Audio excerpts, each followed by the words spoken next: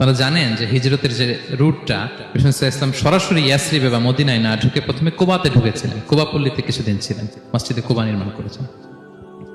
তো তিনি তো সত্যের সন্ধানী হয়ে পাগল, আল্লাহর কাছে সবসময় দোয়া করতেন, আল্লাহ সেই আখির জামানার নবীর সন্ধান যেন আমি পাই। সালমান আল ফারিসি রাদিয়াল্লাহু তাআলা আনহু, ওই যে তার পাদ্রীর শিখিয়ে দেয়া যে আলামত, তিনি দেখলেন ঠিকই তো ইয়াসরিবের দুই দিকে হাররা আছে, মানে পাহাড় বেষ্টিত, আবার খেজুরের বাগান আছে। এবার তিনটা যে আলামত দিয়েছিল, ওই আলামত চেক করার জন্য কিছু খেজুর নিয়ে কুবায় চলে গেলেন। কুবায় যেয়ে দেখেন বিষ্ণু ইসলাম সাহাবাদের নিয়ে বসা। তো তিনি বিষ্ণু ইসলামের সাথে পরিচিত হয়ে বললেন, এই যে কিছু সাদাকার খেজুর আমি আপনার জন্য এনেছি, নেন। বিষ্ণু ইসলাম বললেন, ওই যে ওদেরকে দাও, ওই যে গরিব সাহাবারা, ওদেরকে দাও।